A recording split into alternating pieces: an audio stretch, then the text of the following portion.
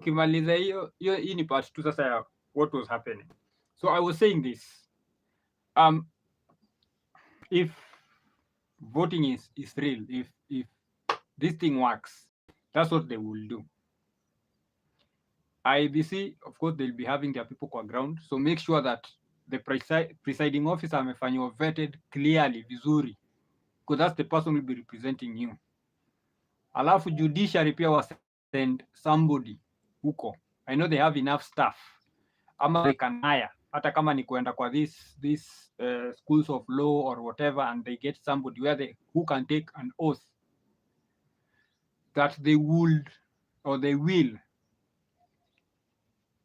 carry out the functions, the assigned functions, and that if they do not do what the oath entails, then they wafungwe jela.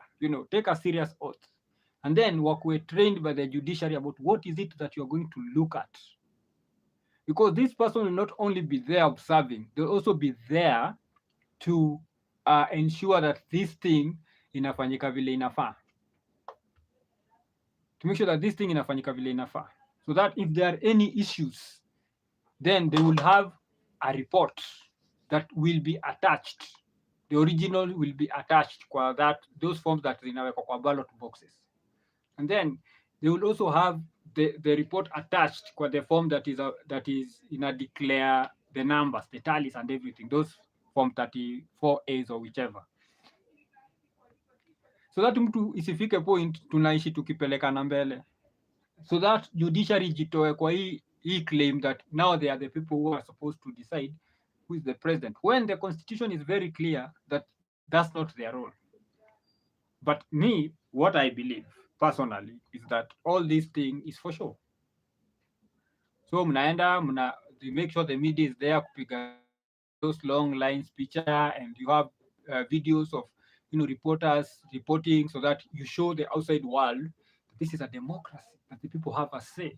But in essence, you already know who is the president. You have already put in place measures to make sure that whoever you have chosen wins, as in this is just a formality. For me, I think voting is a formality. That's why I decided not going to do nothing about it. That's why you see those people who still believe that they can change the outcome of this thing. Dia wenye wako huku, frustrated. Wako kuinje frustrated, wondering what is happening. How can this happen? How can they do this to us? It goes with the territory. And that's why I said, let us not play easy games. But you need to be sufficiently blue-pilled kwa hiyo. Tutoke kwa politics. Politics for me is you know the way bulls inawekwa ile ring kwa mapua, so that you can lead that bull, because ukiwekea nini kwa shingo hautaipeleka mahali. Ukiwekea kwa pua utaivuruta. And it is a circus. It is a circus. Like right now, nobody is talking about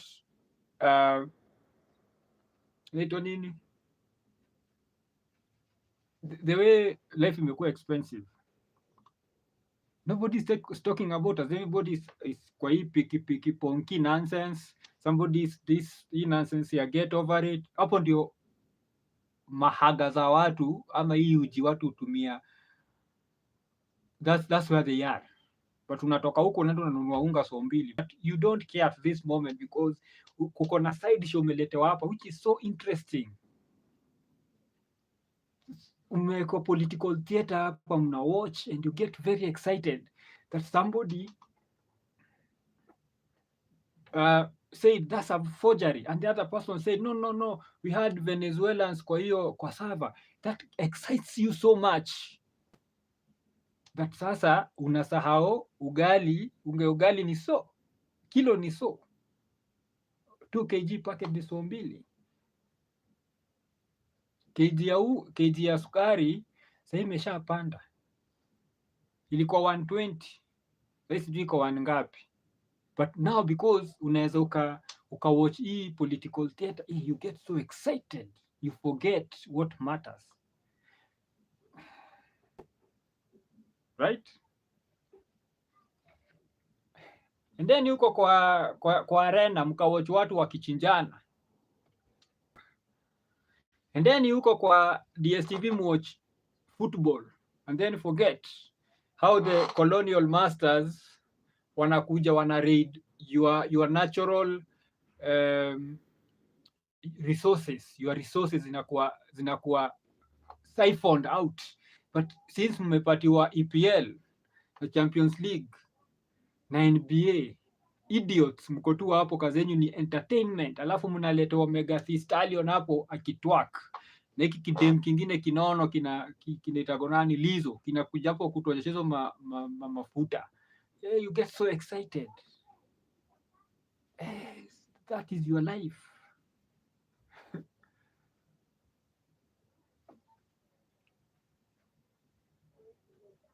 Hapo ndio tu toke hapo. Tuende kwa hypocrisy ya religious fools. Hakuna watu nibo kama watu religious. Ngoja. Hawa idiots, na hii nataka kuilink na politics. These idiots have been castigating their religious leaders, the people who's been leading them kwa shimo, because Rao anaenda anaombewa. So mnaonyesha news, Rao anaombewa ashinde election. Hii side ingine Ruto anaombewa ashinde election. Na wote wanatudanganya they are praying to the same God. Right? So when one wins, they say, oh, thank God, my God has come through for me. And then everybody then is like, no, stop saying that this is because of God, because even our person prayed. Kwani mnataka kusema mtu wetu waombi? That's idiocy of the highest order. You know what happens? It's either both of them were praying to God, or both of them were not praying to God, or one of them was praying to God. That's how you analyze something like this. Okay, so it's either watu wawili walikuwa wanaomba Mungu, or one of them alikuwa anaomba Mungu, or none of them walikuwa wanaomba Mungu. But you can't claim, because my guy, the person I support, when they pray to God, that's a good prayer. But the person I don't support, when they pray to God, that's not a good prayer. Because that person is evil, that person is a thief, that person is this, that person is that. And then this other side, they look at this person, that person is a witch doctor, that person is a thief, that person is a murderer, that person is this, that person is that. So why are they praying to God? So these are two evil people who are praying to your God. And instead of saying, yo, you two evil people, stop telling us that you're praying to my God. My God does not deal with two evil people. Because let's be honest, these two people, if you look at their parts, if you look at them, like if you did not have any political feelings of anything, none of any, like you can sit down and analyze American politics. Because wewe si America. You look at Joe Biden and realize he's an idiot. He's insane. His mind is gone.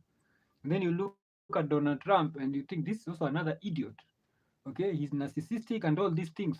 So you can look at two of them and say, why are Americans such idiots? And then Americans can look at us and look at Raila and look at Ruto and see thieves and see murderers and see people who do not need democracy and see people who have done weird shit in the past and continue doing weird shit even today. And then they wonder, why are people struggling to elect these two idiots? And then now we have these religious leaders who have taken sides. But then for them to be a shara, let's be honest. If Raila comes today kwa kanisa yangu nitamwombea aniache sadaka ya 100k ama 200k. Itanisaidia mimi kununua that nice car I wanted. If Ruto comes kesho in my church, I'll pray for him and tell him the presidency is his, aniache another 200k. So badala kununua gari ya 200k, sasa niko na 400k ya kununua gari. Benefits me. Then you idiots, you other idiots, who spend Monday to Saturday calling people whatever you want to call them. And then on Sunday, you can get Facebook, you are quoting scriptures to us, and that's why people like me cannot take you seriously. Sijalishi kama wewe ni Mkristo, wewe ni Muislamu, all of you are idiots. Whoever feels whatever kind of way, that's on you. I'm not um, telling you not to believe in anything. It is your right to believe in anything and everything, but do not pretend. Do not be a hypocrite. Do not be hypocritical in your beliefs. You can't be abusing me Monday to Saturday, and then on Sunday post how you should turn the other cheek, how Jesus is love, how we should love everybody, how we should accommodate everybody. That's idiocy.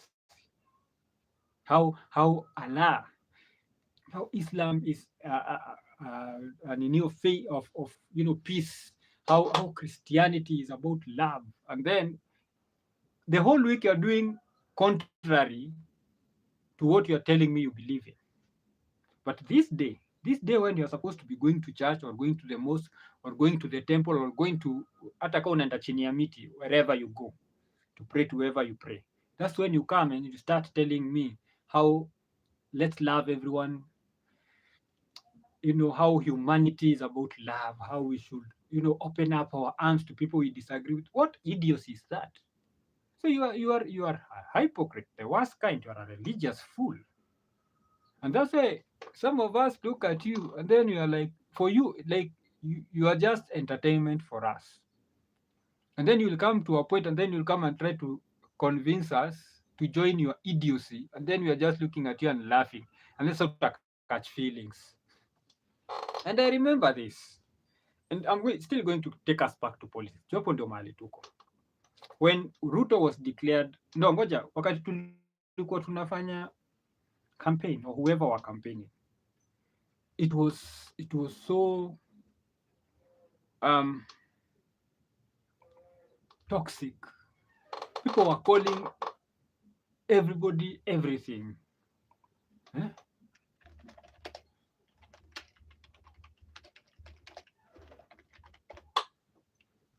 People were calling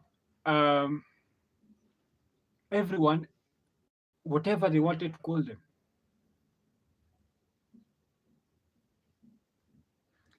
Everyone was so abusive from whichever camp, so abusive, and telling the other side, from the politician to nini, when our person takes it, this is what we are going to do to you.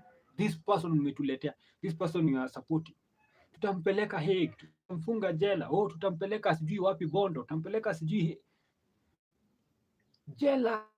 No, we will make sure that tume investigate hizi vitu wamefanya so that we can take them to. Everybody wanted to take the other person to jail. Now Ruto was declared president-elect, right? So now that side which wanted to take Ruto to jail panicked. And now this other side which wanted to take Raila to jail and Uhuru and whoever were now saying huyu aapishwe tupeleke watu kwa jela. Remember, nyinyi wote mlikuwa nataka kupelekana kwa jela, but then only one person ndio angeshinda, so only one side ndio ingeenda jela. Then now this other side was like, no, we need to bring back peace, let's not go overboard, and people were just celebrating and doing their thing, and of course making these people feel like nonsense. Me, I like Andrew Kibe, because Andrew Kibe was not like him. There's a segment alitoa alisema, you want Raila but you need Ruto, right?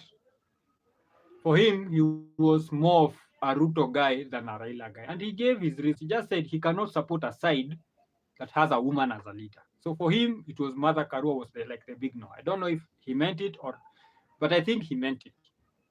That the moment Rao chose Martha Karua, aka left. And then you look at this side and see two men, and they said, that's where I'm going to be. Now, anytime we would say something like that, you would see Azimio supporters just saying, Baba the Fifth, you unachukia Baba, we utaona tu, we ngoja, we'll unsubscribe, we ngoja tu, akiingia utaona vile tutakuroast. Then Andrew Kibe was like, sawa, mtu wenyu akishinda, you roast me, but wangu akishinda, rest assured mtakipata. That was the deal. If mine loses, go for it, do your worst. But if mine wins, fortunately for him, this guy won. And now everybody became salty. No, you should stop talking about Baba. You should not you should stop talking about Raila. We will unsubscribe. Sijui nini. The same people who are talking shit, who are saying you ngoja Baba akichukua because atachukua tutakuja hapa na tutakuroast. Now because imefika time yenu ya kuroastiwa, now you are mad. And then who are saying we ngoja mtaona vile tuta celebrate from Nairobi to Kisumu. Tutapiga sherehe Baba akishinda. Suddenly Ruto was declared president-elect, and then now they did not want Ruto's people to celebrate. What idiocy is that? So it is only okay if you do it, but if the other side does it, that's wrong. I'm so happy that I did not tie myself to any side. I did not elect anyone. You see, because nililala mpaka around 11. The only thing that pisses me off about that is that hakukuwa na biz. Nilifungua shop and I think sijui niliuza sijui so mbili ama so tatu. Hakukuwa na biz. So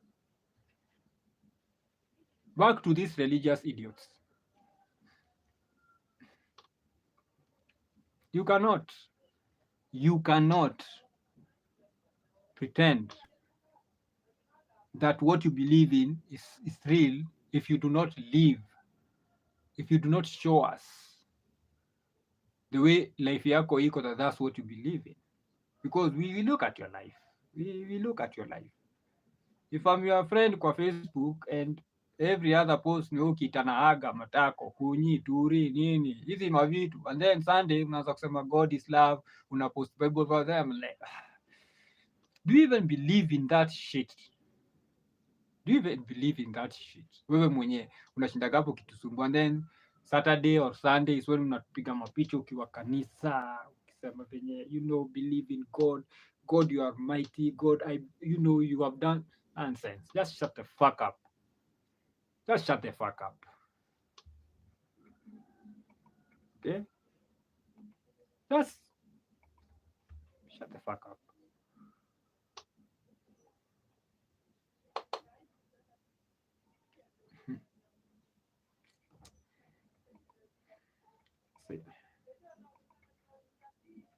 Tuonekana tuko na net ya kutosha. Oh, so that video is that bad. Angalia vile that computer, that phone has shitty camera, but who cares? Live lazima isonge. So if you are a religious fool, if you are a religious idiot, stop exposing your idiocy, because we look at you and we like heri tu kwekaa mimi mwenye I will just post like you unanizoea, because sometimes I will wake up very nice and feeling very very righteous and godly and religious and post something, and then will come, even some people will come laughing kwa TL yangu and asking what happened today, because they know me that's not something that I do often.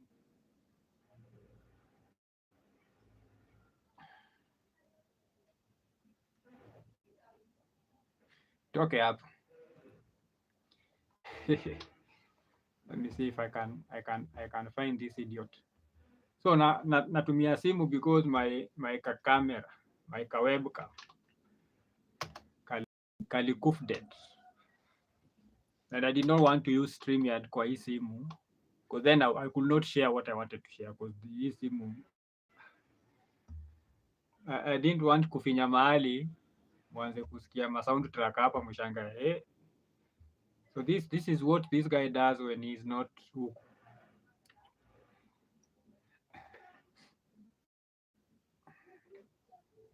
So now this mambo ya socialites. Mambo ya socialites. Kutafuta eto nini? clicks na clout. Mpaka inafika mahali Terence Creative anatuambia vile wife yeye na bibi yako anatumiaga toys, bed sex toys. Like, what the fuck? Huh? What the fuck? Sasa unatuambia vile unakulaga bibi yako itusaidie na inatusaidia na nini? Terence Creative. Sasa hapa kuko na nini tu inasema ati Terence Creative, Meli Chebi, Jackie Matubi and Blessings Lungaho. Delighted fans with their couples, games and the things they enjoy doing as love. Who cares? Inatusaidia aje?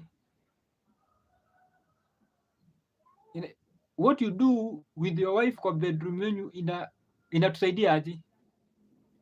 Why?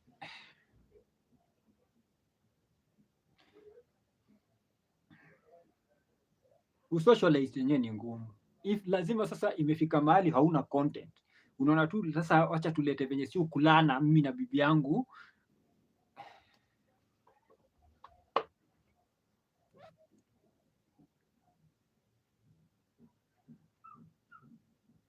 Sasa mimi nimejaribu kufikiria hiyo story, like sasa mimi nikuja niwapigie story of what I do with my wife kwa bedroom, ndio like what's the point? Okay, so tunajua mnatumiaga toys and like what is the end game? What is the outcome? What is the expected outcome kwa wewe kutuambia you and your wife mnatumiaga sex toys? What is the expected outcome? Are we supposed to be shocked? Are we supposed to celebrate? Are we supposed to be in awe? Are we supposed to learn? Like what are you, is it educational? What you and your wife, you telling us what you and your wife do kwa bedroom, it's supposed to help us how? Because I'm looking at the benefit. Why are you putting it out there? Why will you want us to know what you do with your wife and what toys you use? And that's why last week these two idiots, DJ Mo na bibi yake and Saize, it were telling us how sijui mimi nilifungia bwana yangu because alikuja home amechelewa nikamfungia nje. Ndio itusaidie na how is that helpful to us? So ilikuwa uonyeshe mabibi venye wanafaa kufungia mabwana zao nje. Are you telling us the husbands sisi mabwana that tunafaa tufungiwe nje ama tutafungiwa? Inatusaidiana. So Terence, wewe na bibi yako because mnatumia sex toys inatusaidiana.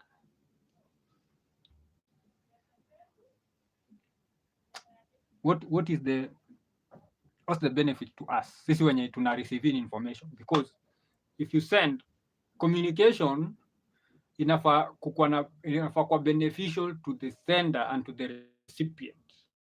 So wewe mwenye una send information, your information inafaa kwa of benefit to me mwenye unatumia and also of benefit to you, that's why you are sending it. I understand from your perspective unaituma ndio upate clicks. Okay, so that people can do what simi sijui. Sasa mimi nikireceive information inanisaidiaje? That you are just wasting my time and data. Why are we putting things, bedroom things? Why are we putting bedroom things nje? They're supposed to be bedroom things. That's why bedroom ni private. Otherwise kama mko nataka kujua vitu mnafanya kwa private, postini vitu zenu Pornhub. Mtatupata huko. Mtatupata PH. Post them huko. Huko ndo tunaenda kutafuta hiyo content. Post them huko. Post them huko. Because we go there because we want that content. Hatuendi Facebook kuget content za PH. Za PH tunaendaga PH. So just post content here in your bedroom. PH tupatane huko. Post everything huko and then both of us can benefit. But hii mna post sijui Facebook tuko, sijui nini, nation, nonsense. Hiyo ni ujinga. PH, if you want us to see, if you want us to know what you do, weka PH. Acha ujinga. Na DJ Mo na bibi yake huyu mama wa Matek, huyu wa kudanganya huko na speaking tongues, sijui anafukuza mashetani, sijui wanaombea couple. Si mujiombee, ama Mungu wenyu asikiagi maombi yenyu wakati mnajiombea? Kama mtasema mganga hajigangi, then si uende kwa mganga mwenzako. Kwa nini haukuchukua DJ Mo mkaenda na yeye kwa pastor whoever akawaombea before you walked out? Kama hizo mashetani za bwana yako hazizi toka na maombi, sisi wengine mabwana ndio mnataka mabibi zetu atupeleke tuombee. Mashetani za bwana yako hazizi toka na maombi. The satans of your husband cannot be removed by Jesus, but you want our wives to take us, because now we are her satans, to you to pray so that satans can leave us. Religious idiots, religious fools. Huh?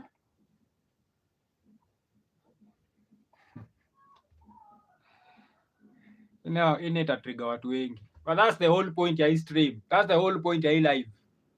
If umewachi live na ija kuuma, then I am not delivering. You need to comment, uniambie, no, this is the nerve you need to guara.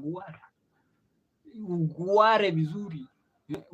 Uweke kucha hapo kwa hiyo nerve, because I can't be surviving hapa and I'm not being triggered. Tuko hapa kutrigger. I'm here to be called a misogynist and a sexist and women hater and at least Christians nimedili na nyinyi watu wa religious, I know, ndio nimewaguza. So hiyo ni tick. Sasa hebu tuongee mambo ya huyu mumama. I am a single mother, help me get a serious man. Ilipostiwa kwa Nation. Ipepa.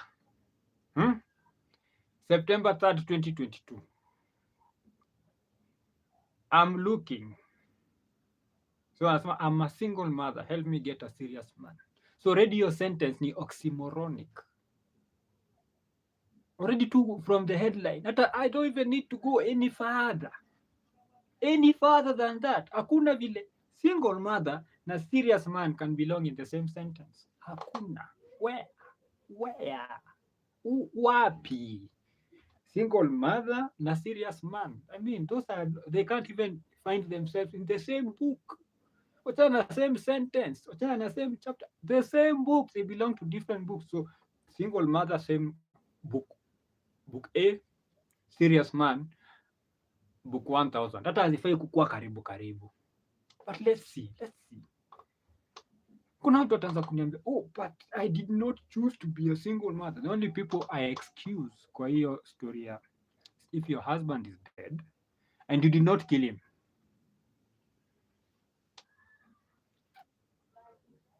If your husband is dead and you did not kill him. 2, if you are a single mother because of somebody who forced you into the act, who actually forced you, and when I mean force, I mean criminal, not those things that aliniambia atanipatia tao alafu akakosa ama, no, I mean those ones which will be considered under the Sexual Offences Act. And then you as a person decided, I am not going to get rid of this pregnancy. Wewe uko excused. Wewe mwenye bwana yako alikufa na sio ulimuua, you've been excused. Wewe mwenye this something happened to you that falls under the meaning of Sexual Offences Act, uko excused. That's it. Or wewe mwenye uliadopt, like for example, you had a younger or older sibling and they passed, and then you took over the raising of their kid. Now you are the guardian, you are the parent. So now you can also be considered as a single mother. because you are raising a child alone, but that's not a child from your womb. So you are excused. Nyinyi mko safe. Any other, kujeni hapa tuongee. Come, let's get triggered. I want to trigger you kabisa. So kama wewe ni single mother, it is by choice. Yes, you chose to be a single mother. So some of you will come and tell me, kabla tuongee hii story, wacha kwanza tufanye enough triggering ndio wale wa kulive walive before tuingilie hii story. You come here and you tell me that I am a single mother because the guy who impregnated me left.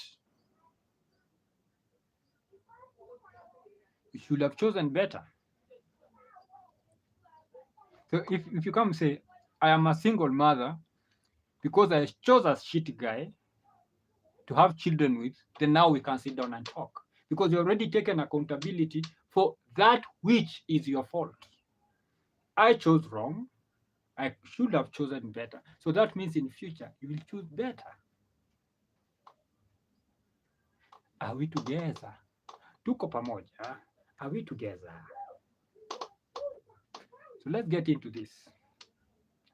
I am a single mother. Help me get a serious man.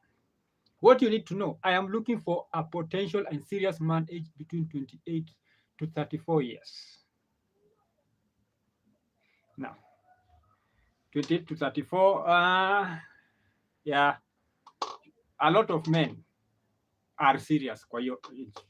28 to 34, from let's say from 30, men are really relatively serious.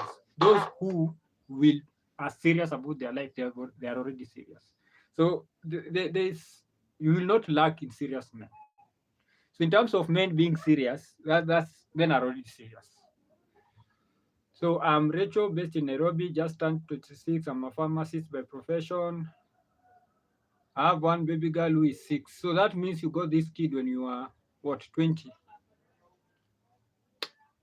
So when you are at your most valuable is when you decided to be pregnant by somebody who is an idiot. That's when you decided to carry out your idiocy and give out your pudesh and your womb. Let's see if the person died. Hajatuambia baba mtoto wako wapi. So the first question is, where's the father of your child? Is he dead? Or if he's dead, then we can start having a discussion that, you know what, I had a kid by this guy. We were planning to get married, but then akapata accident, or akameza nyama kama nini kamchoke, or he died, whichever. So now I'm stuck and niko na mtoto. Whoever gave me the kid hayuko anyway in the picture. But if baba mtoto wako ako alive, let's not have a discussion. Tafuta baba ya mtoto akuoe. Tafuta baba mtoto akuoe. Let's tuanzie hapo. Men are not expected to clean the shit of other men. We are not janitors to come and clean the shit of other men. We are not interested in baby daddy dramas. We are not interested in baby daddy dramas. As long as the father of your child is alive, wewe na baba mtoto, you need to stick together like ass cheeks. Dadina, together like dinner. Together, dadina. And umtafute. Oh, but we don't care. You chose to have a child with him. We don't care. He might be Satan himself. He might be the devil. Yeah, what at you wanna go goma? Or this person has Satans. No. He might even be the devil himself. But the fact that ulichagua ku have a child with him, huyo ndio wako. Huyo ndio wako. We really don't care. We are not here as men, as serious men. We are not here to take care of your nonsense, to come and clean your BS. fucked up. Okay, you are wrong. You are young. You are all those things. But we are not going to save you from the consequences of your own actions.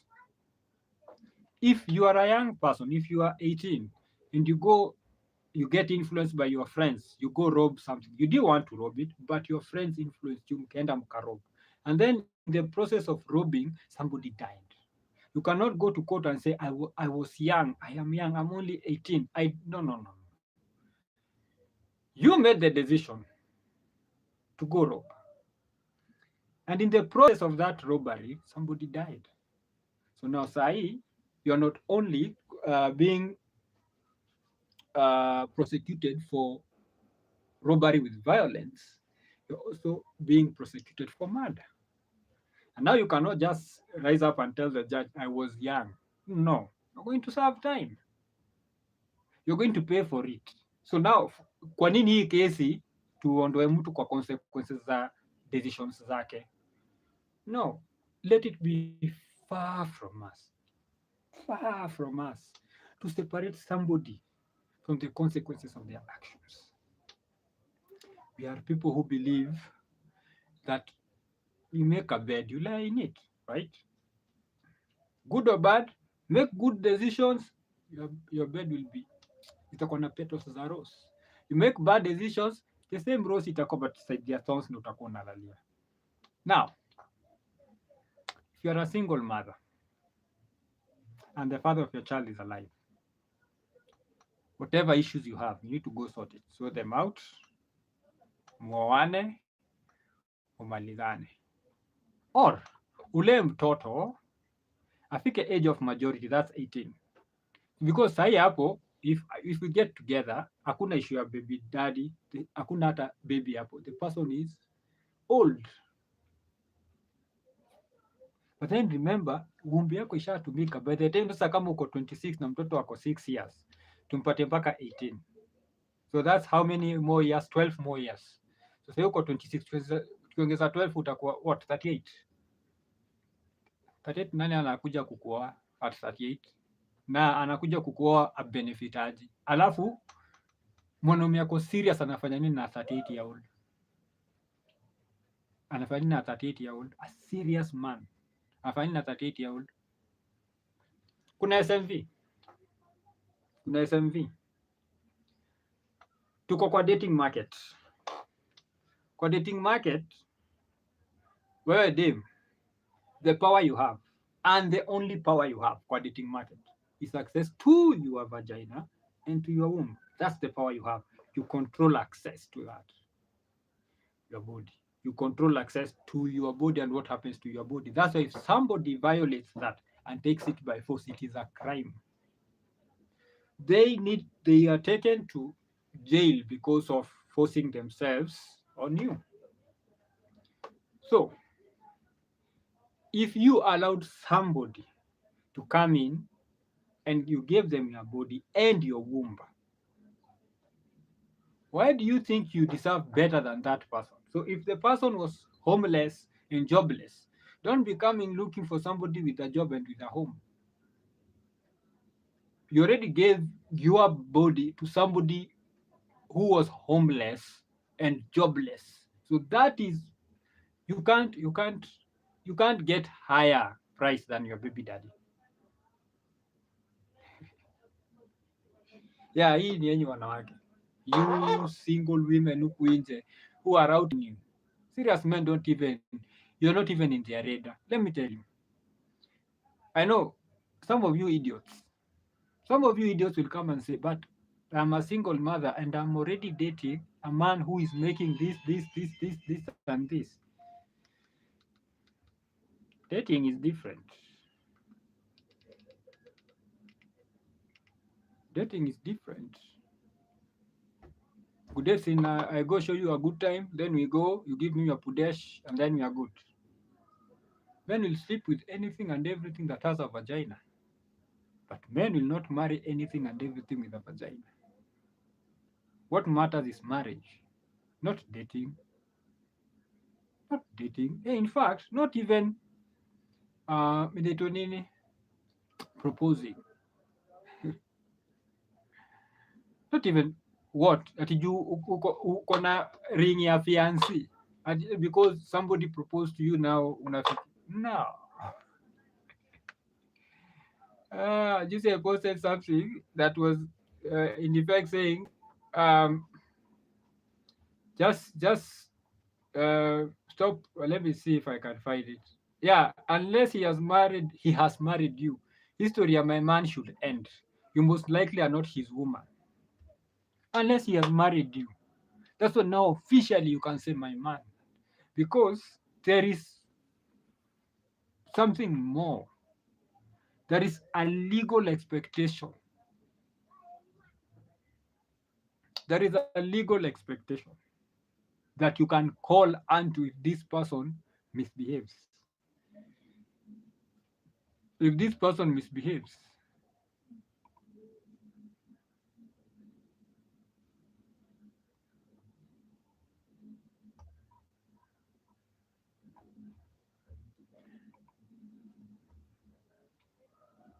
so oh he put a ring on my finger, so now he's my man. Marry, not proposal. The only ring that matters ni ile ring unavalishwa kwa marriage ceremony. That's it. That's it. So nyinyi wenye mko huku just because a serious man is dating you and because you're having sex with a serious man, now you think that you're going to get married by a serious man. Hey, let me just use this to get into the other issue. Now this one will really trigger you. Not just you. I know even Bibi yangu wataiwatch and she will have a thing or two to say. And I want to talk about cheating. Men and women cheating. And this is the first thing I will say, which a lot of you will ignore. A lot of you will ignore and then go into this other nonsense. Morally, a man cheating, a woman cheating, equally morally wrong. Man cheating, woman cheating, morally equally wrong. Tumemaliza? Morally, that's wrong. Tumemaliza hapo? Good. Now let's move. Let's unpack. Let's unpack. How many women put in the work to get sex from a man? Let me repeat that for those people at the back who have hearing problems. How many women put in hard work to access sex or to get sex from a man? Vis-a-vis, how many men put in the work to get sex from a woman? You have to agree that a man has to work hard, has to put in the work, has to, jump over hoops and all these apologies, have to jump over hoops, have to, there are boxes the woman has to tick before she can let the man access her body. So if a man has sex with a woman, he has earned it. Even prostitutes don't give vaginas for free. Somebody has to pay. So by virtue of you paying, you have earned the right to it. Nobody's going to give it to you for free. And when I say that, I don't mean like 100%. I know there are exceptions. So you don't come here and tell me, oh, but beste yangu anapeanaga bure. That's an exception. You're talking about the majority. And majority is 50 plus 1. Not 51, 50 plus 1%. Men have to work really hard to access sex from a woman. So the man has earned the right to get that sex.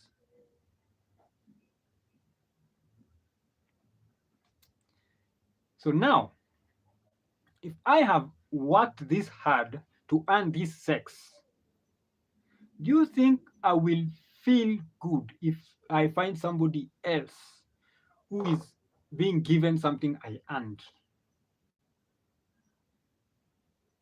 Something I earned, something I worked hard for. I had to prove myself over and over. I was told you have to be this. I grew, became that. Now you have to be this. I became that. You have to do this. I did that. You have to get here, and I got there. And then I was given what I was working for. And now somebody else just comes from nowhere and is being given what I worked for. It's not the same. Women don't have to work for a pennies. Women don't have to put in the work. They just show up. They just show up. So why are we pretending that it is the same? Like I said, on the moral side, okay, I don't know what has gotten into my eye. I think it is my demons. Also, the universe is telling me to shut up. Because maybe this one is going to get me into trouble. Morally, both are wrong. Because you are giving access to something which has been pledged to somebody else. But then remember these two things, one person worked for it. One person really worked for it. This other person has rights to it by virtue of this person said that it is yours. That's it. Didn't put in the work, didn't do shit. So when we look at the practicality of it, then you realize that it is not the same. Then look at the biological aspect of it. Sex is very expensive to a woman. The costs, implications of sex to a woman and to a man, totally different. The man, if he takes 2 minutes to nut, that's it. He's done. But a woman, those two minutes could turn into 2 years of continuously paying for that one act of sex. A man, once he nuts, if it is 2 minutes, that's it. He's done, forgotten. But this woman might get pregnant. And she has to carry the pregnancy for 9 months. And then she has to give birth. And then she has to breastfeed. So that's roughly 2 more years. 2 minutes translating into 2 years. This man, biologically, 2 minutes is 2 minutes. Done. So biologically, a woman, sex is more expensive to a woman. And that's why women are gatekeepers to sex, because they pay a higher price. A man just goes and nuts, that's it. And that's why before a woman can give her body to a man, there has to be some emotions. There has to be something she's looking for, something that is long term in her head or in her mind, something that is long term, because this act of 2 minutes can take 2 years. And then, so that's like breastfeeding. Then this kid has to grow to be like 18. So give or take, it's only 18 years because of 2 minutes, 18 years of her life gone. Because of 2 minutes, a man, not, that's it. And that's why monogamy was designed to protect women. Especially when the cost of living keeps going higher and higher, up and up, then monogamy has to be really pushed by women, because the resources are finite. The resources are finite. This child has a lot of needs that need to be taken care of. So let's come back to cheating. So when a woman cheats, there is an emotional aspect of it. There is something she's getting emotional. Before a woman cheats, with her body. She's already cheated with her mind and her emotions. A man just what he does is just to nut. That's it. A man can have sex with a woman, not know her name, can't even point at her 10 minutes after the act. Huwezi muonyesha ni huyu and akumbuke. But a woman, ai, I'm not saying all, because now I don't want idiots coming and saying not all. I know it's not all, but I'm talking about most of them, a majority. It's emotional. Sex for women is emotional. Sex for men is physical. I'm not saying that men do not have emotional sex. They do. But more often than not, it is physical, just a nut. That's it. And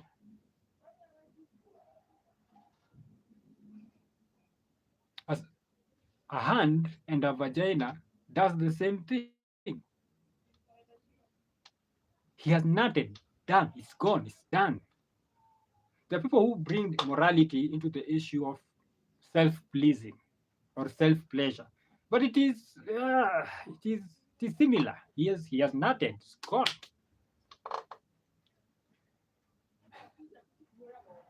But a woman, sex with a man, that must mean more than just an act.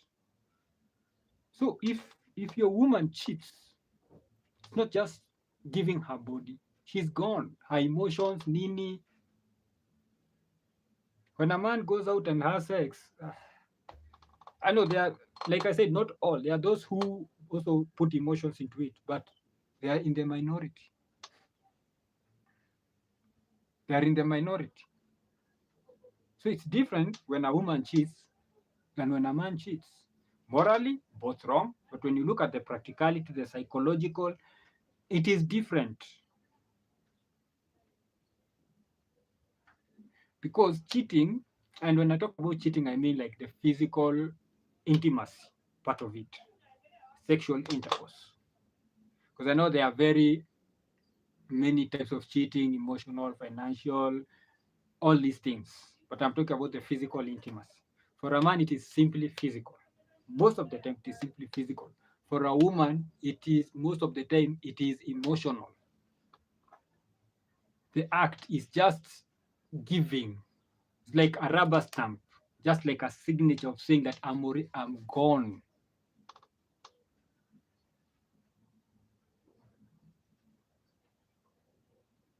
Niache hiyo story hapo.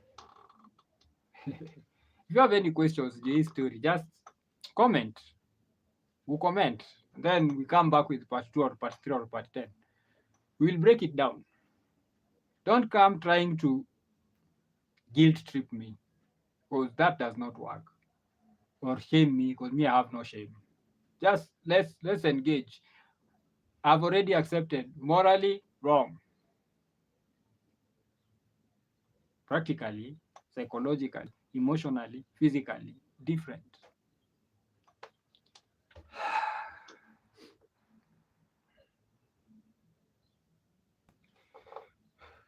There was something that I needed to talk about,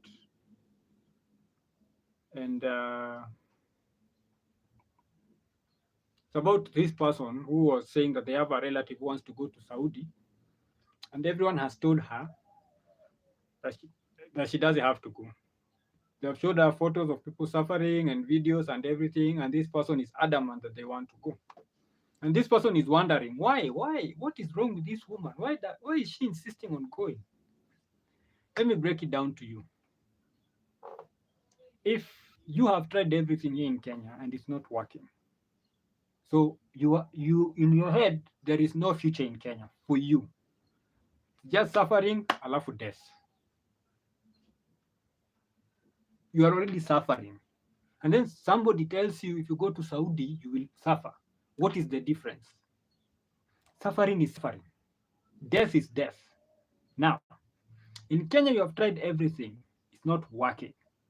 Now you say, let me go there and try my luck. There is a possibility that I can change my life for the better. There even if it is 1%, remember here in Kenya there is 0% chance. You've tried everything, you are at the end, umechoka. If you go to Saudi, even if it is a 1% chance that you can turn around your life, don't you think it makes sense for you to go? Yes, there is the possibility that you will go there and suffer and die. But that's where you are at the moment in Kenya. Suffering, then death. And if you go in Saudi, you will suffer, you might suffer and die, or you have a chance of changing your life when you go to Saudi or to wherever. Because it's not 100% of people who go to the Middle East who come back in a coffin. It's not 100%. In fact, I will point and say it's not even 90%. It's not even 50%. It's not even 40. I don't even think it is 10%. So I stay in Kenya, and there is a possibility. No, there is no possibility of me changing my life here in Kenya. Zero possibility. Zero. Then I can organize myself. I can board a plane. I can go to the Middle East, and there is a 90% chance that I can change my life, that I can make my life better, that I can build myself. And then you're telling me that when I go there is a 10% chance that I might suffer and die. Already here, 100% chance that I'm already suffering and I will die. So the question is, instead of these people showing this woman all these videos and sijui nini, don't be an idiot, don't be an asshole. I know you think you're doing it because you have the best interest of this woman at heart. But the question is, why is she so adamant to go? Why is she so adamant to go? That's something which you need to ask yourself. Is if they had it so good here, why are they leaving? If they are already having such a good time here in Kenya, why are they leaving? Nobody leaves when they're having a good time unless they are sick or they are ungrateful, because they are those type of people. I'm not going to say that there are no ungrateful people in this world. There are ungrateful people. But where are they living? You have to ask yourself that question. Why is she adamant to live? It's because maybe it's at the end of the rope. It is like, if I don't live, I will delete myself. I don't see any future. I don't see anything. No. If I die, I die. Let me just go there. If I die, I die.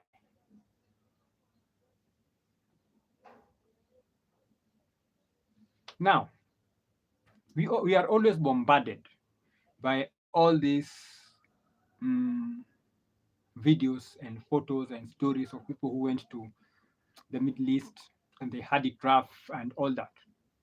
Cool. I'm not saying that's wrong, that's okay. But where are the stories of the people who found success? So if, let's be very general and say 10% of the people who go to the Middle East find it rough and die. That's 10%. Where are the stories of the 90% of those people who go to the Middle East and do not die? Let's just start from there and just do not die. Whether they change their life or not, but they do not die. They are not mistreated, they are not tortured, they just don't die. Maybe they go there, they work, maybe they send their money to their relatives and their relatives con them out of their money or whatever, or they stay there with their money, they drink their money away or gamble their money away, but they don't die. They work, they get paid. It's just that they are not successful. Why are we not told about those stories? And then let's get these people who go there, they work very hard. They also have very supportive relatives back here, or they have very good financial information and they do a lot of good investments, and then they increase their portfolio and their wealth. Where are their stories? Where are their stories? I know they are. I have relatives who are over in the Middle East and they are doing very well. They are doing very well. I don't know what the future holds. I don't know if it will change, but currently they are doing very well. I have a sister who's been there for, I don't know, more than 5 years. Don't mean like 5 years amekuwa huko, amerudi, amekuja mtaa, we've seen she's still alive, so like we've witnessed her like physically, amekuja mtaa home, then she's gone back. She's doing very well. Not her, that's like immediate family sister. I have cousins who have gone, who are wengi wao bado wako huko and they are doing very well. Maybe it is fate, maybe it is good luck, but wako. Why are we not telling their stories? Hmm? Why are we not telling their stories? I think it is important that we also understand that to some people, just being in Kenya, just like wamejaribu, and they just need to go and see if their life will change.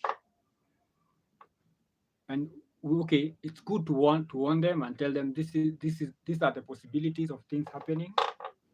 And then it is also incumbent on us to also engage with the people who are already there, who have gone through, who are successful, and then you ask them, okay, what is the process you follow? You will realize that it is a very expensive process. You get the right agent who is you are going to pay them top shilling, a lot of money, because for them, they are also not going to take you just anywhere. They have already vetted the clients. They have whatever they are put in place, whatever means to ensure that they put their employees or the people they are sending to as little risk as possible. But then you have to pay very expensively. Kuna watu wewe kuja tu utaenda. Unaenda unarushwa tu anywhere, nobody follows up because you decided to go for the cheap option. And sometimes that is the only option that is available. That's a risk. And I'm not saying that 100% of the people who go through the cheap option end up in trouble. But the possibility is very high that you are going to get into problems. You'd rather mobilize money, pay top shilling, and then go somewhere where you are 90% to 95% sure unaenda kutengeneza pesa na utasumbuliwa. And if the client decides this is not the right person, what's the word? The agency will hook you up na kazi haraka haraka. Or they will take you to a place where you can wait for redeployment as they are looking for another client. So sometimes wako na backlog ya watu who want certain service na wamepeleka half, and then client anasema mi sijafurahishwa na mtu umeleta, then now you can negotiate na the other client mwenye hakubahatika and achukue huyu mwenye amekataliwa. So let's not vilify these people who want to go to make money in the Middle East and Majuu and wherever, because kama Kenya umejaribu your best na imekataa, just allow a person to go. If shit happens,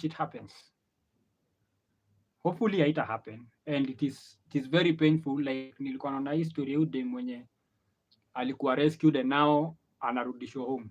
It is very painful, but this is somebody who was going there in an attempt to change their life, rather than mtu mwenye amekaa Kenya.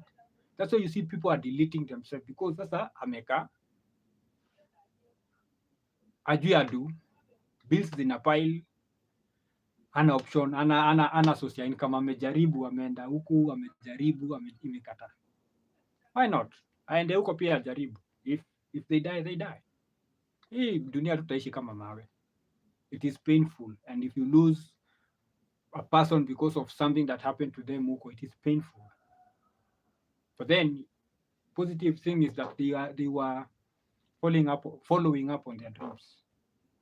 So I want to end there. Nimeongea sana. See, that has been something like 1.5 hours.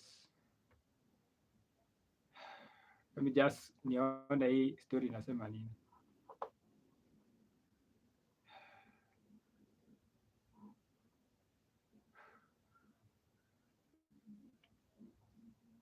Oh yes. This is something which the last stream a viewer aliuliza why not fight for your kids, and not just your kids. There is an expectation that we are supposed also to fight for the relationship. Now listen, men, we are the gatekeepers for relationships and marriage. So it blows my mind how a woman will get married and then she will stop giving access to her body to her husband and then expect the marriage to still continue. Listen, I know this is going to piss a lot of married women who are idiots. Men chase after you because of your vagina and your body. That's it. That's the primary reason why a man is chasing after you. That's the primary reason why a man is marrying you. It's not because you're good at conversations. It's not because you are this or you, no. Hiyo senye ndiyo anataka. So if you get married, after unamkaza hiyo senye. So what he wanted, you're not giving. And then you expect him to still give you marriage that you want.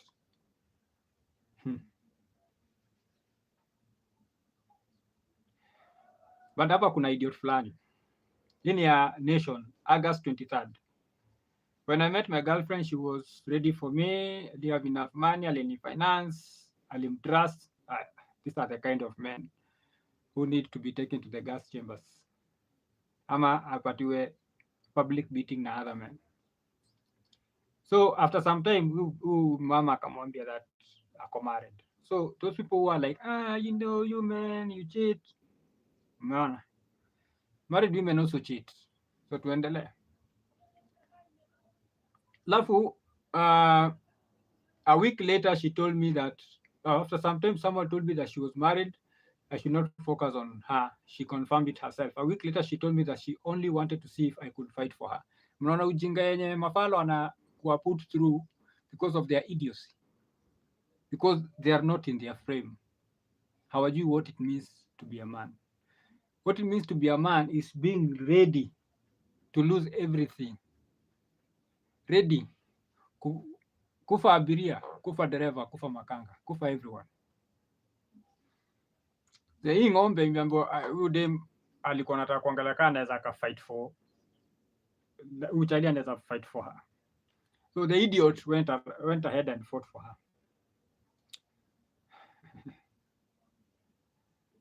So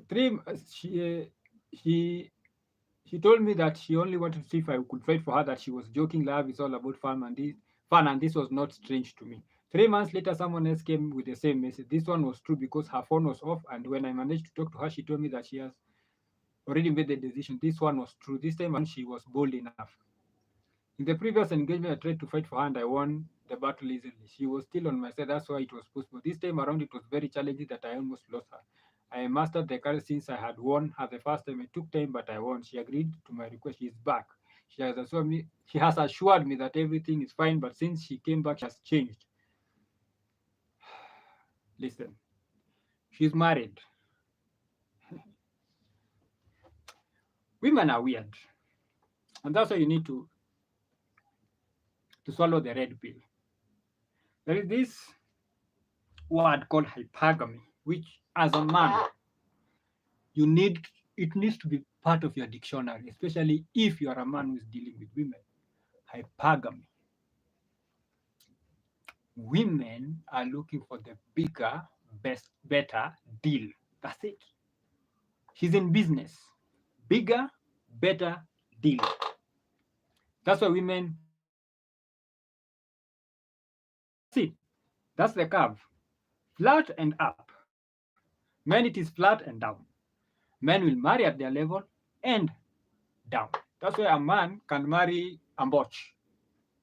A man, a millionaire can just be driving his range huko kwa village on a dem akona haga mzuri, amuoe. A chick who has cracks kwa miguu yake, a chick who the last time aliona mafuta was Kenya get independence.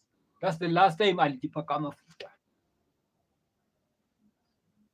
Dem mwenye ajui salon ni nini, dem mwenye ajui perfume ni nini, dem mwenye ajai tumia mafuta yoyote except Kimbo, Cowboy, hii mafuta ya salad ya kupika, hajui hata lotion ni nini. Huyu ni multimillionaire, ako na everything, anaweza ona huyo dem na amuoe.